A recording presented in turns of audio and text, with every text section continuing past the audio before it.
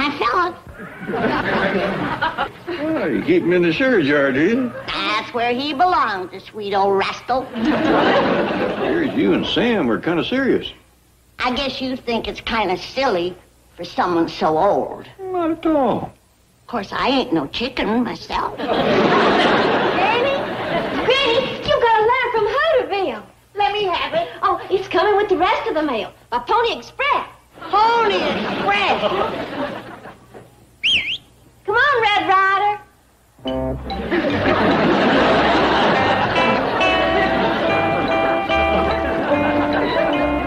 Come on, give Granny her letter.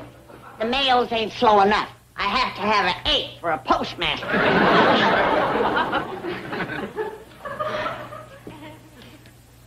This ain't from Sam. Take a whiff. Smells mighty good, Granny. Not as good as Sam's letters. Oh, this is for Jethro from Billy Joe Bradley. Give me my letter.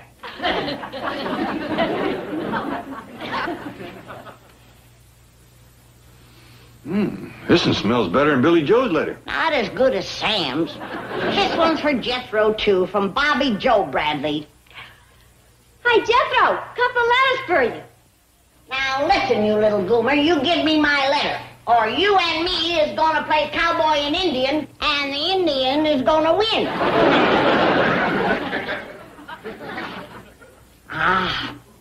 This is from Sam, that romantic devil. It smells better than them other two.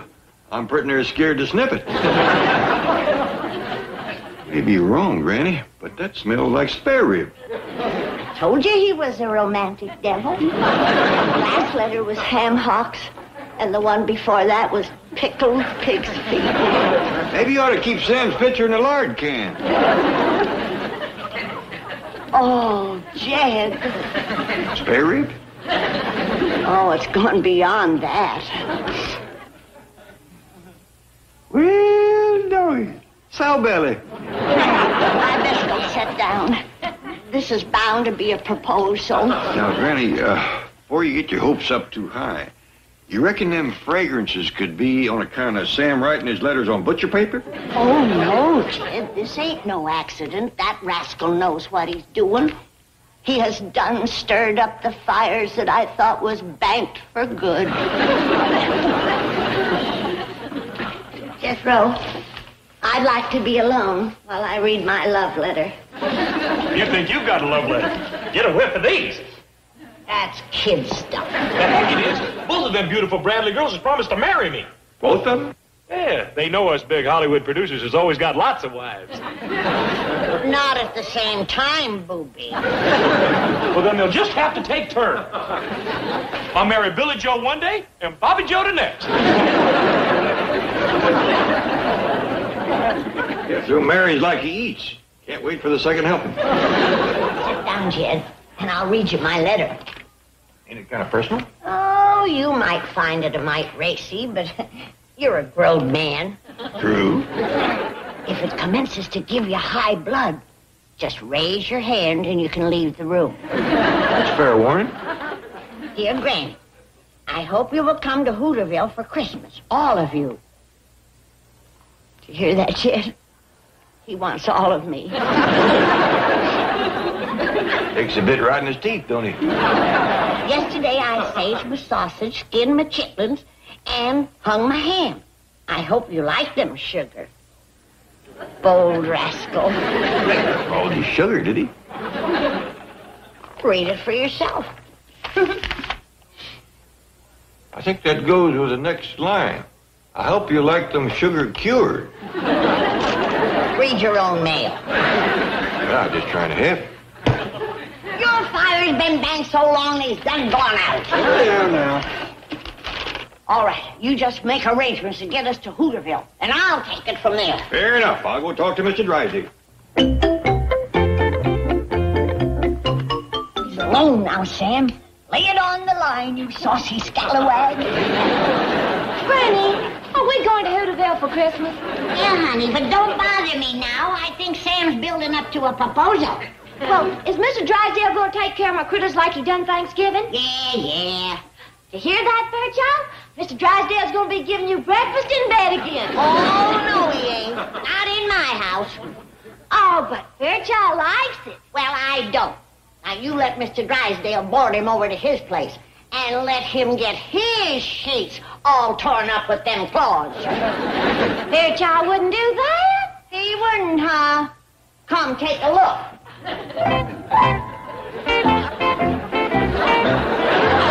Look what he done to my very desk.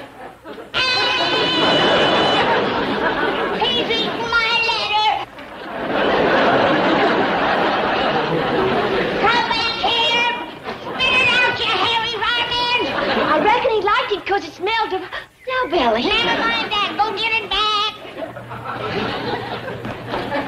What's all the yelling about? Ellie's Bear read my letter before I had time to read it. Now I don't know whether Sam proposed to me or not. Did. Go ram your hand down his throat and fetch it out of his stomach for me. I believe I'll pass on that. You can do it. You got long arms. Yeah, I want to keep him that way. Maybe Ellie can get him to cough it up. Well, if she don't, we're having brisket of bear for supper tonight. Well, good morning, Chief. Miss Hathaway, are you responsible for the employees of this bank referring to me as Ebenezer Scrooge? No, why do you ask? When I came through the lobby just now, they all chanted in unison, "Here come the Scrooge! Here come the Scrooge!" Now, Chief, in all fairness to the employees, you do not display much holiday spirit. What do they want from me? I give them half a day off on Christmas. Let them celebrate with their families. Your employees can't afford families. They're lucky they're not spending Christmas in jail. Jail? Yes, look what I just took out of my suggestion box. Shocking, vicious, sadistic. I should turn them over to the vice squad. And those are just from the women. If you would only display a little generosity, a Christmas bonus, a few gifts.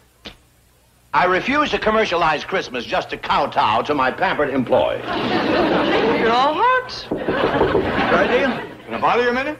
Oh, come in, come in. Howdy, Miss Jean. Clampett? Hey, it's quite a blaze you got going there. Oh, yes, well, you see, every Christmas I burn all the widows' mortgages. What does it feel like working for a man like Mr. Drysdale? Well, I'll tell you. She just told me, she said, Chief, you're all heart. What's that? Mr. Drysdale's employees, they're staging a demonstration. Go put it down. I mean, go talk to them. Me? Sounds to me like it's you they want, Mr. Drysdale. Oh, you're right. They love me. I'm a father image to them. Coming. I'm coming, children.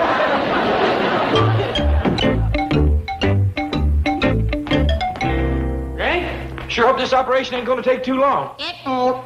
Get my gloves out of the sterilizer and put them on me. Sure am anxious to get to Hooterville. Me too. What else you want me to do? Fetch in the patient, lay him on the operating table, and hold him down whilst I make my incision. Well, that sounds simple enough. Who's the patient? His name is Fairchild. He's out back. Okay. Hey, wait a minute. Hey, you mean Ellie's Bear? That's right. I gotta remove a letter out of his stomach. I ain't gonna hold down no bear while you whittle on him. It's all right. I aim to give him a good, stiff jolt of anesthetic. I for sure ain't gonna hold down no drunk bear. Do you want to learn to be a doctor or don't you? Not like this. No, sir. Not me. No. You're a chicken intern. That's right. I'll hold a chicken for you, but not a bear. You scared of a little blood? When it's mine, yes, ma'am. Well, all right. Set up my X-ray camera. And if we hurry, maybe I can read my letter without opening them up. Back!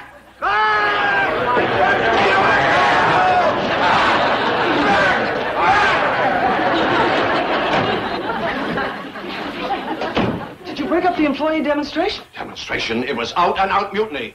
They demanded the full day off Christmas. Oh, I can't console with these anymore. Get me a couple of police dogs and some tear gas. Mr. Clampett is in your office.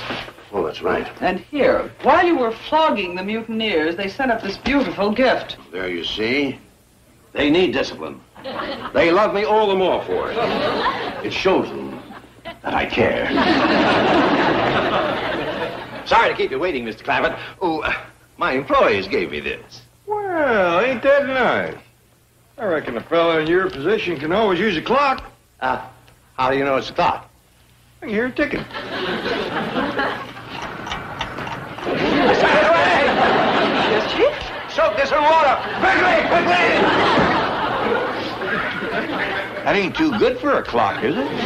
It's a water clock. An old Egyptian water clock. Very rare and valuable. Folks here at the bank sure must think the world of you. Yes, they wanted to give me a big blowout. Makes a fella glad to be alive, doesn't it? Very glad.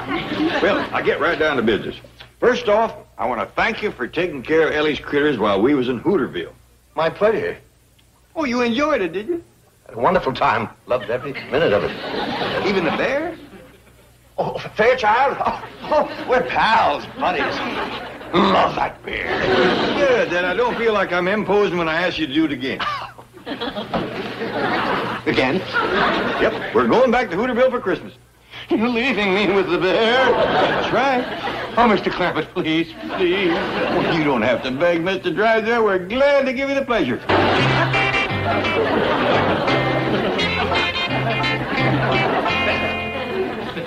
All right, Jethro. When I give the word, set off the flash powder. Granny, this ain't no X-ray camera. Do you think you know more about it than the drummer that sold it to me? I know this camera can't take no picture of the inside of that bear. It's pitch black in there. That's what you gotta light up. And how do we do that, Mr. Sixth grade graduate?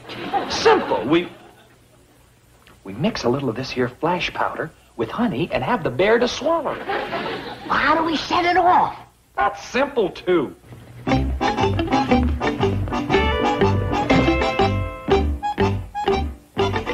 Unscrew the bulb out of the lamp. Now turn on the switch. Now there is live electricity in there. But that bear don't know that because he's a dumb animal. So, We put some honey in there. Then when Mr. Stupid yonder sticks his tongue in to get the honey... would you do that again, Jethro? I wasn't watching.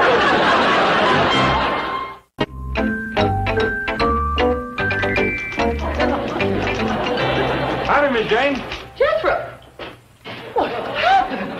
You weren't set upon by angry bank employees, were you? No, ma'am. These is powder burns from the explosion. Were you there when the clock went off? No, ma'am, but I was there when the flash powder went off. Flash powder? Yes, ma'am. I was holding it in my hand when I stuck my tongue in the light socket. You know, Jethro, I'm not going to ask you any more questions. I'd appreciate that. Sit down. Take off your hat. I'd rather leave it on until my hair grows back. No, I promise. Now, well, what can I do for you? I'd like to borrow your fancy red convertible to drive to Hooterville. You see, the Bradley girls think I'm a big Hollywood producer. Oh,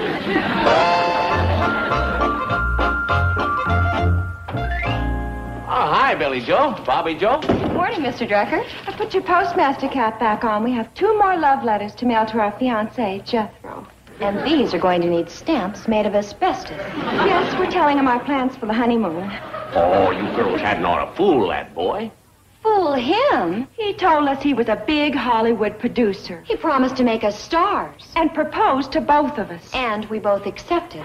So, let's just see how he gets out of this mess. Well, I just hope you don't scare the whole Clampett family out of coming to Hooterville for Christmas. Oh, I wouldn't worry about that. Granny wouldn't miss seeing her sweetie. Oh. We know you've been writing to her. Well, nothing like this. Not love letters, just newsy stuff. Fact is, I wrote them on butcher paper. Christopher Marlowe wrote some of his most passionate poetry on butcher paper. Come live with me and be my love. Well, I bet Sam topped that. Come live with me in Hooterville, and we will all... Oh, now, doggone it, you girls, cut that out there. Granny ain't got a serious thought in her head about me. He proposed. He didn't propose. He proposed. He didn't propose. He proposed. He didn't. Granny, I just talked to Mr. Drysdale. We's all set to go to Hooterville. Wait a minute, Jed. He proposed. He didn't propose. What do you know? I take it you didn't get Sam's letter back. It's driving me crazy, Jed. I don't know whether he asked me to get married or to go fishing. Yeah? Why don't you play it safe? Take a wedding dress and a bait bucket. Bait bucket. Suspense is just killing me. Well, why don't you do a little fishing on the telephone? What you mean? Call up Sam, hint around. Maybe you can find out what he wrote. Oh, that's a good idea. Now, look, girls, I don't have any more time for nonsense. Here, help yourself to stamp. Postmark those and put them in the out-of-town box. I'll get it. Jock Shore. Really? Just a minute. Oh, Sam, it's for you. It's Granny from Beverly Hills. Well, we're going to have to start writing our love letters on butcher paper. Hello? Who was that flibbity-jibbity? Oh, Sam, it's for you. Oh, that was Bobby Joe Bradley. Did you get my letter? I sure did, Sam. That was a dandy letter. Do you remember what you wrote? No. Do you remember the question you asked me? Yeah. He popped the question. Well, Sam, it was sure sweet reading it, but it would be even sweeter if I was hearing it from your own lips. You mean right now? Yeah. Well, here it is. Will you come to Hooterville for Christmas, all of you? That was your question? One of you. Try me on another one. Well, I don't remember everything word for word. Where is the letter?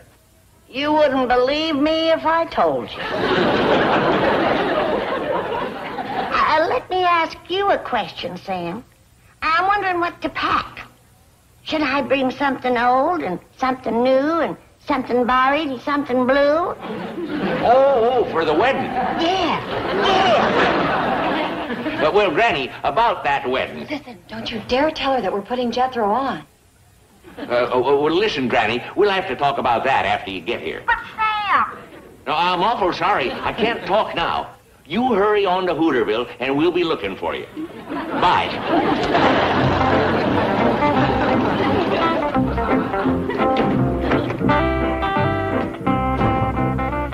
Glad you're back, boy. We's ready to start for Hooterville. Not me. I ain't going. Why not? Because I don't want to spend Christmas in the Hooterville jail. And Mr. Drysdale says that's where I'll be if I show my face up there. How come? Because I promised to marry both the Bradley girls. He says he'll get me for alienation of affection, a breach of promise, a bigamy, fraud, and something called a proli-noli dictum. What's a proli-noli dictum? I ain't sure, but he said they could send me to the electric chair. Electric chair? Yes, sir. And once you stuck your tongue in a light socket, you don't want no part of that rascal. I think he was just green. Leave him here, Jed. I just can't wait no longer. Well, how are we going to get there if Jethro don't drive us? Oh, I'll drive you down to the bank and Miss Jane can drive you the rest of the way.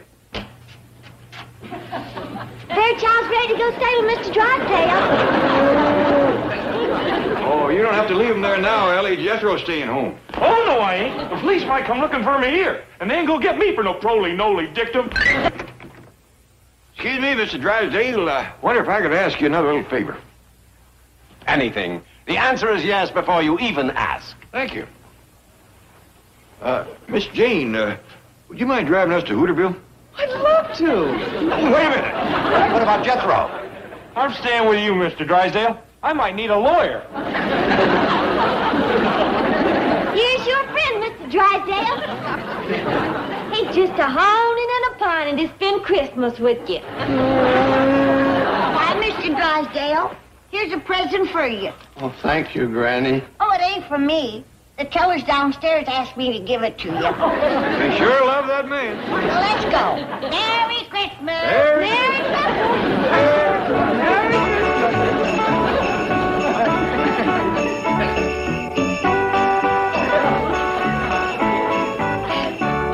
What you crying for, Mr. Drysdale?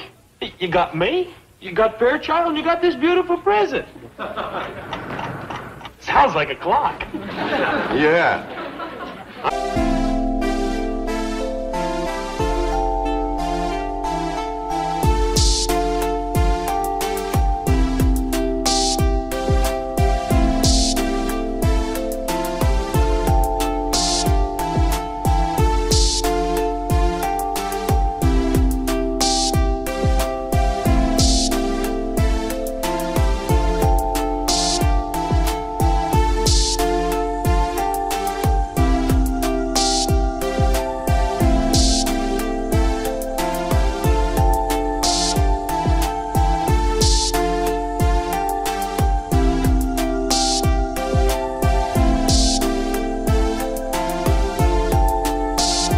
Dog, Santa Claus has been here. Ham hocks, smoked turkey, goat cheese, and a whole side of barbecued beef. Oh, I sure got my letter.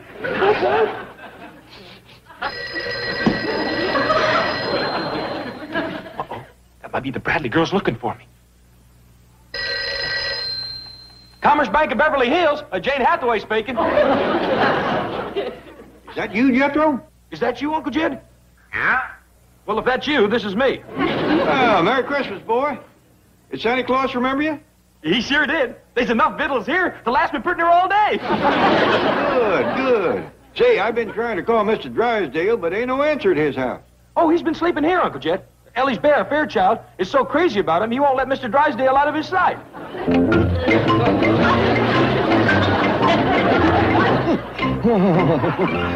Rotten bear. Kicks, snores, takes all the covers, eats in bed. I might as well spend the night with my wife. Did you call through to Beverly Hills, Mr. Clampett? Yes, sir, and I sure do thank you for all your trouble. Oh, my pleasure. I was coming in to open the store anyway and bring this bank you gave me. Well, that old bank of yours looked like it was kind of bulging at the hinges. Yeah, thanks to the savings account you folks opened for Betty and Steve's baby. I think I'll transfer the funds right now. Miss Hathaway ain't back yet. Doggy, a rabbit's foot. Yeah, that's my insurance.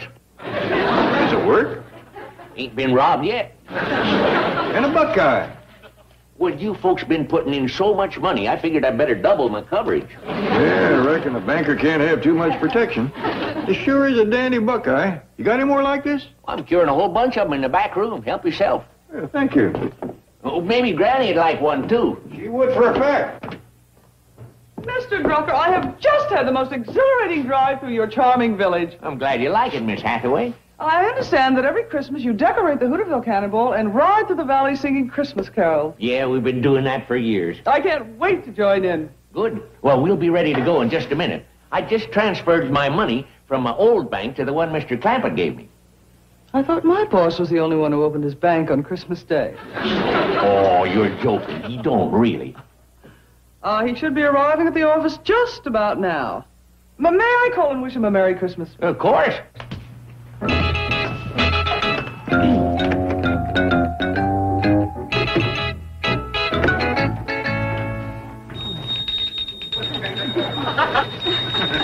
Merry Christmas, Mr. Drysdale. Ah, humbug! What are you doing in here? Can't you read? This is private! Now get back to your bookkeeping. Oh, but Mr. Drysdale, your employees requested me to hand you this petition, asking you to let them go home and have Christmas dinner with their loved ones. No one of those goofballs ever get any work done. They spend all their time signing petitions. You didn't even read it. I know it by heart. It hasn't changed in 20 years. Now pick up that mess, litterbug. And then go downstairs and tell those malcontents if they want something for Christmas, I'll give them a taste of the cat. You seem exceptionally mean this morning. I am mean. I spent half the night playing Santa Claus, gift wrapping ham hocks and goat cheese, and the other half in bed with an old bear. How is Mrs. Drysdale? Hello? A collect call for Miss Hathaway? No, I won't accept the charges. But, Chief, there's no payphone here, and I only wanted to say 2 words. Merry Christmas. And I have 2 words for you. You're fired. Fired? Well, what for? For deserting your post. But you said I could drive the Clampetts to Hooterville. Well, now you can stay there. Very well. Perhaps I'll go to work for Mr. Drucker. He's just opened a new bank. A new bank. And that's one horse town. I don't believe it. Well, it's true. Mighty dandy Buckeye. Mr. Clampett gave him a new bag for Christmas. Well, perhaps you'd like to hear it from Mr. Clampett himself. It's Mr. Drysdale. Oh. Merry Christmas, Mr. Drysdale. Well, yeah, I did. Well, Granny and me had put so much money in his old bank it wouldn't hold no more, so I gave him a new one. Hello? Hello? Mr. Drysdale, you there? Wake up. No heartbeat. Oh, I forgot he hasn't got one. Help somebody! Help! Mr. Drysdale's fainted!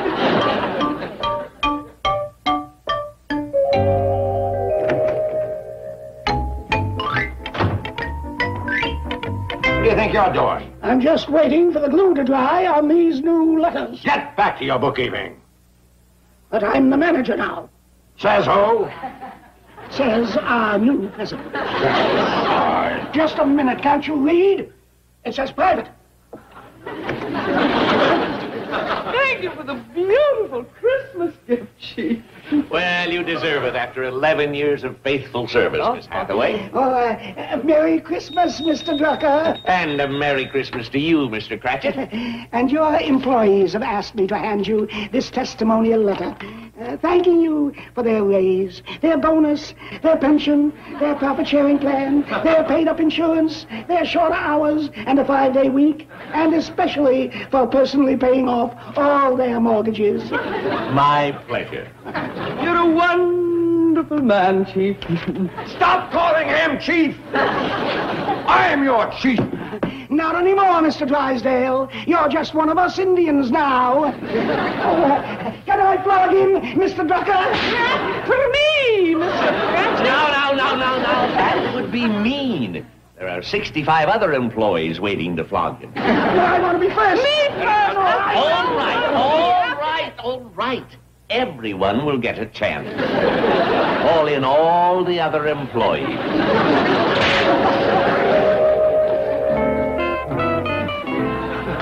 He's coming too. Miss Hathaway always said a 20 would do it. Don't flog me, please. Everyone can have the rest of Christmas off. Go home to your loved one.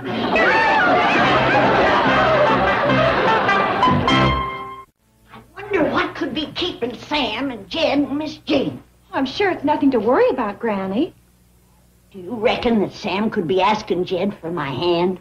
Granny, is it really that serious between you and Mr. Drucker? He wrote me a letter proposing to me. Really? Well, then it's settled. Well, I think he proposed, but before I could get to that part, Ellie's bear ate my letter. Bear? What are you talking about? True. I was sitting at the kitchen table reading Sam's letter when... Granny, are we going to Hooterville for Christmas? Yeah, honey, but don't bother me now. I think Sam's building up to a proposal. Well, is Mr. Drysdale going to take care of my critters like he done Thanksgiving? Yeah. You hear that, Fairchild? Mr. Drysdale's going to be giving you breakfast in bed again. Oh, no, he ain't. Come take a look. Look what he done to my very best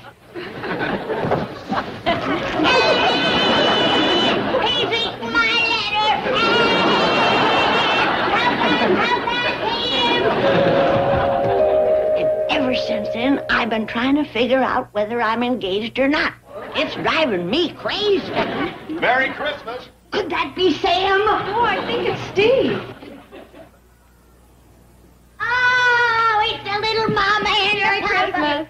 and my precious baby. Oh, let me see the little darling. Beautiful. Beautiful. Looks more like me every day. Would you like to hold her, Granny? Oh, I'd love to, honey, but I better not. I'm a nervous wreck. What's the trouble? My sweetie's keeping me on needles and pins. Your sweetie? Sam Drucker. She doesn't know if they're engaged or not. The bear ate Sam's proposal. Yeah. Honey, let's go out and come in again. I know. You're going to sing your new song for Granny. It's just what she needs. Oh, please do, Steve. It's beautiful. Now, you sit down right here and listen. This song tells you how to get more out of life by living one day at a time.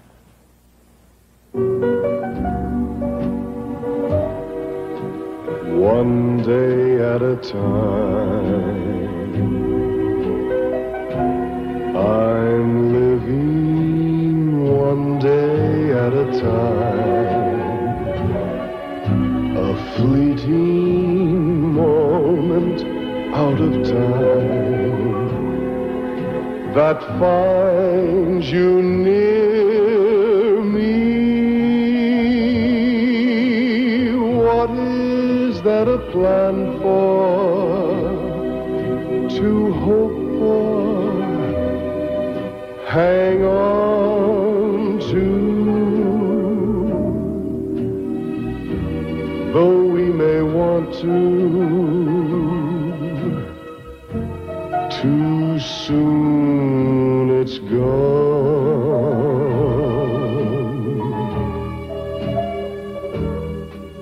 There is now, and now is past. So live as if the clock were fast, as if each moment were the last. To see and hear me. If there's no tomorrow, no heartbreak, no sorrow, there's so much to give if you only live one day at a time.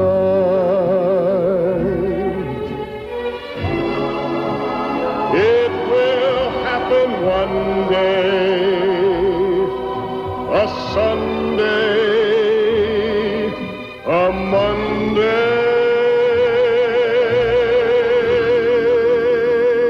So refill your cup as the sun comes up, one day at a time.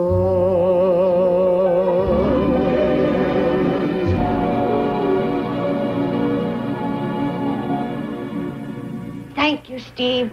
That was beautiful. Just what I needed. That song was really inspiring. It sure was. Now, let's all go to the kitchen and get to work. What do you think you're doing? I'm getting hustled by a bear, that's what.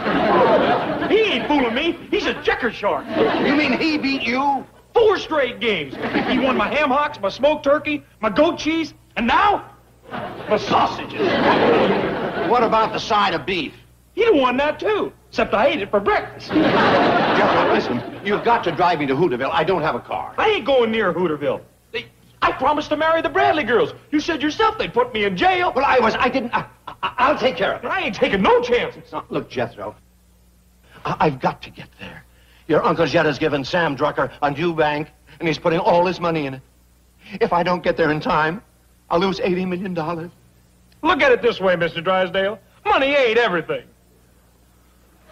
No wonder that bear beat you. All right, if you won't drive me, can I borrow the truck? Help yourself. Oh, thank you, Jethro. I'll be back in a few days, and take good care of Fairchild. Hold it.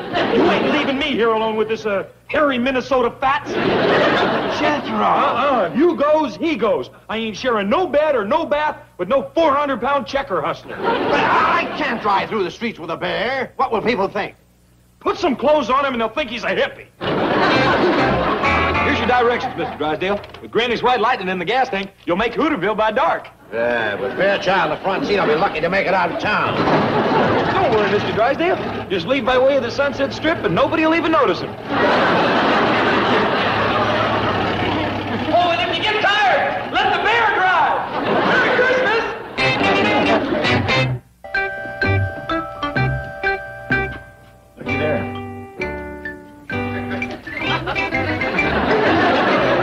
I guess I was wrong. There can't be much work to do if Uncle Joe's asleep. Stranger, that's a sure sign there's work to do.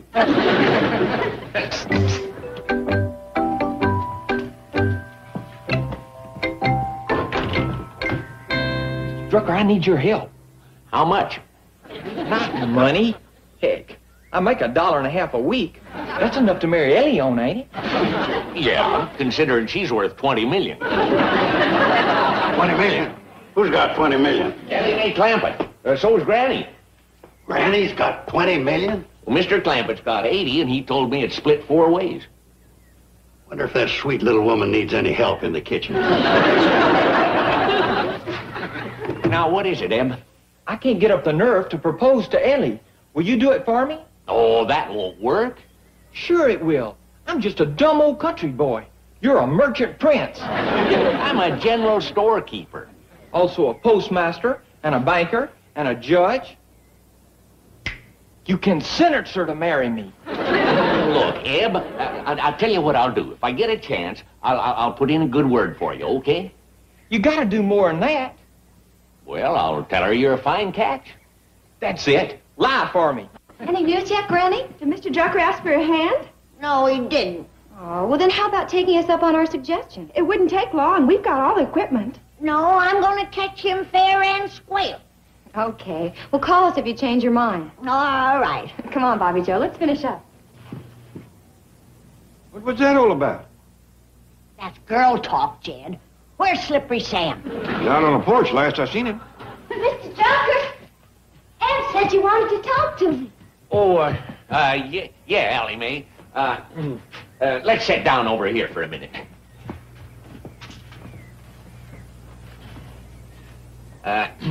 Eb's an awful nice boy, don't you think? Sure do. Awful shy, though. Yeah, well, he's a country boy. And he asked me to...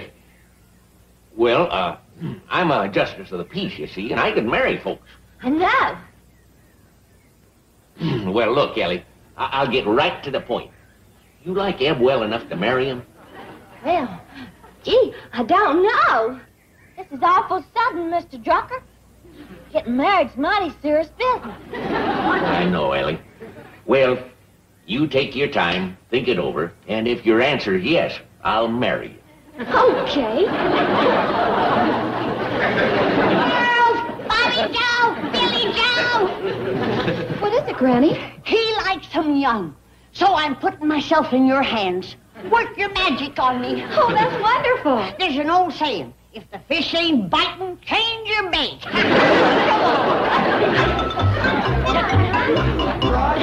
Has anyone seen Granny? She's disappeared.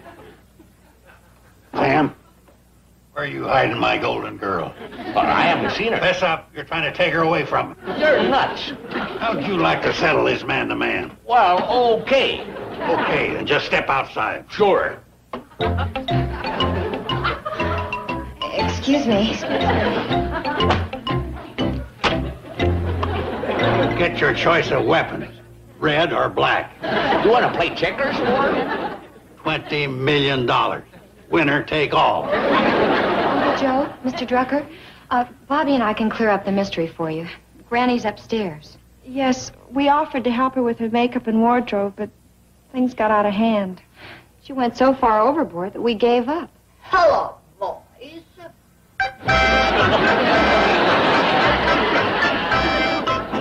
You two go in with the old folks and leave us kids alone.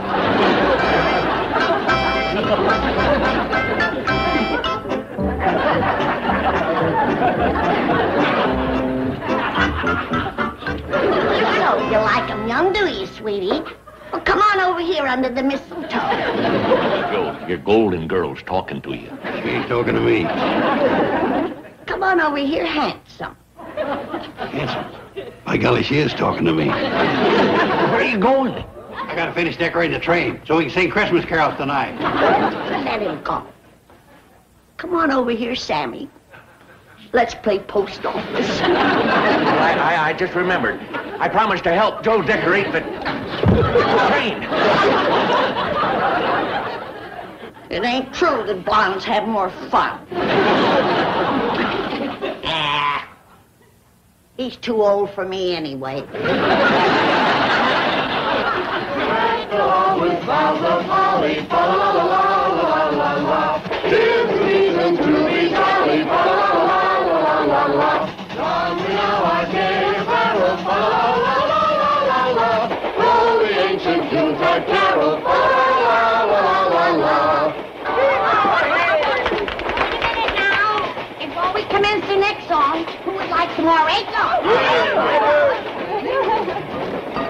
How about you, Sam? I think I've had enough, Granny. I could swear I just saw a bear driving a truck.